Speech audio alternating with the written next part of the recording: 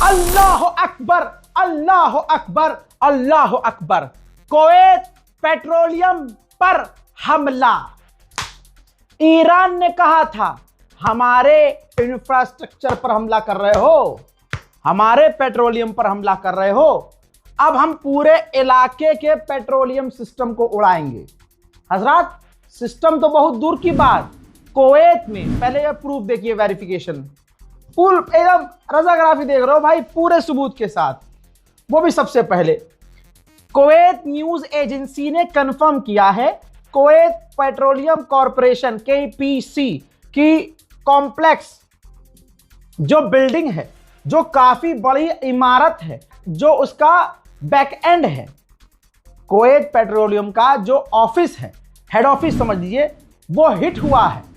और रोज कुवैत, रोज गल्फ देश क्या कह रहे हैं, हमने मिसाइल रोकी, हमने ड्रोन रोक लिए, गोप गोप गोप, देखिए बिल्डिंग।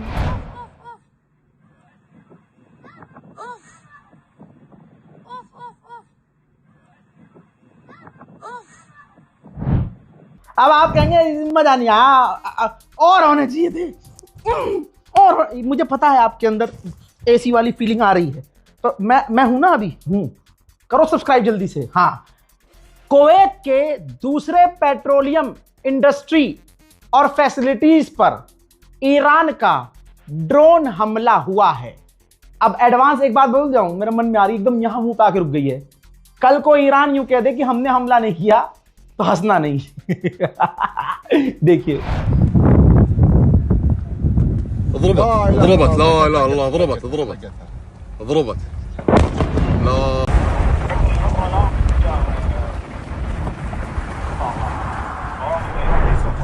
मेरे दोस्तों, अब आते हैं ईरान की तरफ। ईरान में जिस जगह वो पायलट गिरा था, अभी भी ढूंढाई चल रही है। अंदाजा यह है कि वो शायद मिल गया है और वो नेविगेटर अमेरिका की फौज से कांटेक्ट में है। रात के अंधेरे में तड़तड़ाहट, सड़सड़ाहट, फड़फड़ाहट की हेलीकॉप्टर की आवाजें वहां आ रही हैं।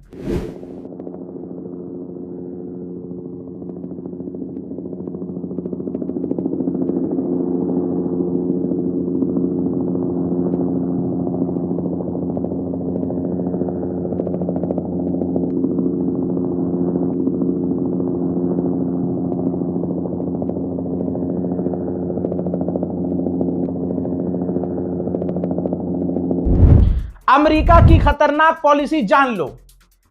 अमेरिका नहीं चाहता कि वो अमेरिकी नेविगेटर ईरान के हत्थे लग जाए, तो उस इलाके में अमेरिका खतरनाक बमबारी कर रहा है, अंधाधुंध बमबारी कर रहा है कि साला जहां हो मर जाए, ईरान के हत्थे न चढ़े। इस पर ईरान ने आधिकारिक बयान दिया है। ईरान ने कहा है कि जानबूझकर अमेरिका वहां पर बमबारी कर रहा है ताकि वो अपने सैनिक को खुद ही मार दे, ताकि हमारे हत्थे ही ना लगे।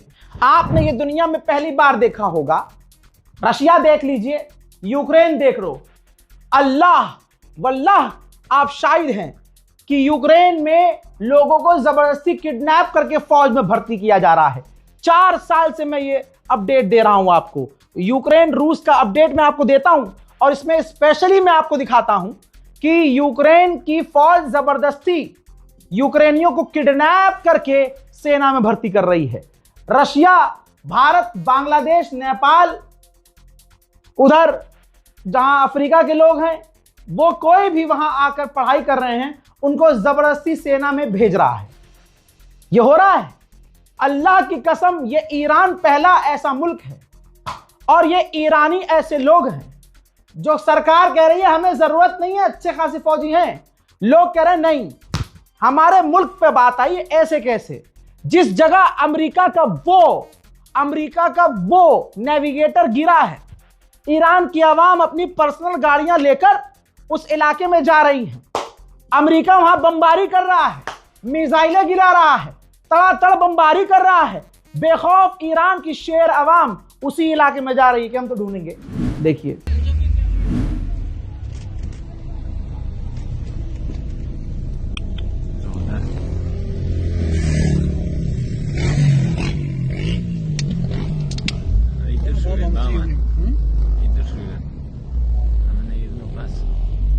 उधर पूरी रात निकल चुकी है। जरा एक फोटो देखिए, अमेरिका पूरे इलाके में ईरान में खतरनाक बमबारी कर रहा है। मैं फिर से कह रहा हूं, इस गलतफहमी में मत रहना कि रजा भाई बता रहे हैं तो बढ़िया लग रहा है, अच्छा लग रहा है, अमेरिका इजराइल की बेइज्जती और ये नुकसान हो रहा है। याद रखिएगा, ईरान में ऐसे ऐसे हमले हो रहे हैं और ईरान का इतना इंफ्रास्ट्रक्चर नुकसान में जा चुका है कि अब 20 से 30 साल ईरान को दोबारा से वैसा जैसे वो पहले था होने में लग जाएंगे। दोस्तों, यूएई क्या कर रहा है? यूएई ने एक फ्लाइट अटेंडेंट को अरेस्ट किया है। 25 साल की वो फ्लाइट अटेंडेंट, उसका गुनाह यह था कि उसने जहाज की खिड़की से ईरान की जो मिसाइलें आ रही थी बस उसको रिकॉर्ड किया। अब अल्लाह जाने कि ये तमाम यूएई वालों के नागरिकों के इनबॉक्स में घुस गए हैं, गैलरी में घुस गए हैं। उस बेचारी ने कहीं पोस्ट भी नहीं किया था, हो सकता है सिर्फ किसी को शेयर किया हो। तो यूएई वालों, दुबई में रहने वालों, आपका इनबॉक्स भी सेफ नहीं है, किसी को कुछ बताने की जरूरत नहीं है। लेकिन इस दौरान आप समझ जाओ कि आपकी सरकार, ये यूएई वाले, ये अरब कितने झूठे हैं। आवाज आ रही है, लोग मुझे बता रहे हैं कि रजा भाई यहां फलानी जगह, नाम नहीं बता सकता, फलानी जगह धुड़ुम धड़ाम धुड़ुम की आवाज आ रही है। लेकिन वही खबर आती है 2 घंटे के बाद, वो देश कहता है कि हमने ईरान की मिसाइलें रोक ली। फिर 2 दिन बाद खबर आती है कि नहीं, ये देखो बिल्डिंग पूरी तबाह हो गई। ये अरब देश है, जिल्लत की जिंदगी जी रहे हैं साले। उधर इजिप्ट पे तो हमला भी नहीं कर रहा ईरान, लेकिन हालत ईरान की जरबत से ऐसी हुई है कि इजिप्ट ने बिजली के दाम बढ़ा दिए। मिडिल ईस्ट में अमेरिका के हथियार इतने खत्म हो चुके हैं कि यूरोप से अमेरिका भीख मांगकर हथियारों को मिडिल ईस्ट में तैनात करवा रहा है। अब सोचिए, जो इनकी तैयारी अमेरिका की पहले से थी, जब ओवर कॉन्फिडेंस में था, जब इसने ओवर कॉन्फिडेंस में आकर ईरान पर हमला किया, तो तैयारी तो पूरे 1 महीने से चल रही थी ना। तो जब टॉप हथियार ईरान ने नहीं छोड़े, तो अब जो भीख मांग कर हथियार लेके आ रहा है ईरान के खिलाफ मिडिल ईस्ट में तैनात करने के लिए, आपको क्या लगता है ईरान उसे छोड़ देगा? कोप कोप कर देगा। पूरी दुनिया में तेल के दाम बढ़ गए हैं। स्क्रीन रिकॉर्डिंग, आर्मीनिया की एम्बेसी ने, जो ईरान की है, वहां पर आर्मीनिया में, उसने क्या पोस्ट किया है? एक व्यक्ति जो है वो पेट्रोल बस परफ्यूम की तरह लगा रहा है कि उसके अंदर से पेट्रोल डीजल की बू आए। ये दुनिया की हालत हो गई है। यकीन जानिए, पूरी दुनिया में और खासकर पूरे यूरोप में पेट्रोल डीजल आसमान पे पहुंच चुका है। उधर मेरे दोस्तों, दुनिया का पहला राष्ट्रपति है जिसका परिवार जंग से पैसा कमा रहा है। यह तो गोदी मीडिया ने भी छाप दिया है। जंग के बीच पैसा बनाने में जुटे ट्रंप के बेटे, ड्रोन बनाने वाली कंपनी से जुड़े लोग बोले युद्ध से फायदा कमाने वाले पहले राष्ट्रपति डोनाल्ड ट्रंप। बताइए, कोई इज्जत कहीं रह गई है इस ट्रंप की? तो बताओ मुझे। IAEA के पूर्व पहले वाले चीफ ने ट्वीट किया है और अरब को आवाज देते हुए कहा है, ऐ गल्फ के लोगों, गल्फ के देश हो, इस पागल डोनाल्ड ट्रंप को रोको। इससे पहले एक बार और कोशिश करो, इससे पहले कि डोनाल्ड ट्रंप पूरे इलाके में आग लगवा दे। ये कोई और नहीं कह रहा है, कोई मुसलमान नहीं कह रहा है, ये IAEA का पूर्व चीफ कह रहा है।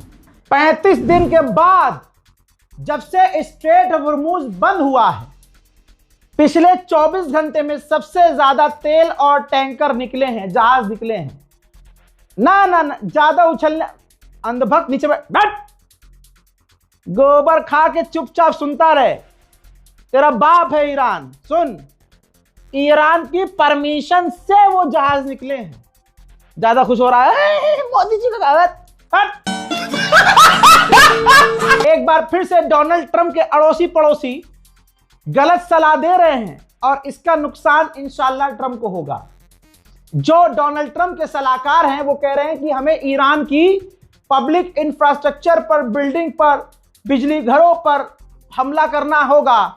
उनके पानी के जनरेटर, पानी के जो प्लांट्स हैं, उन सब पर हमला करना होगा। इससे ईरान की रिजीम गिर जाएगी। गुलाबी सुअर पिछले 10-15 दिन से कह रहा है कि हमने रिजीम गिरा दी है। फिर सुअर कहता है कि हमें रिजीम गिराने की जरूरत ही नहीं है, हमारा मकसद रिजीम गिराने का नहीं था। फिर पलटी मारता है, कहता है रिजीम तो खत्म हो चुकी है, हमने सबको मार दिया है। और फिर पलटी मारता है कि रिजीम हमारा मकसद ही नहीं है, रिजीम से लेना देना नहीं है। फिर कहता है कि मैं ईरान का सुप्रीम लीडर बनूंगा। फिर सुअर पलटी मारता है, कहता है कि ईरान की रिजीम कमजोर हो चुकी है और अब जो नई रिजीम आई है वो काफी बढ़िया है, हमसे बात कर रही है।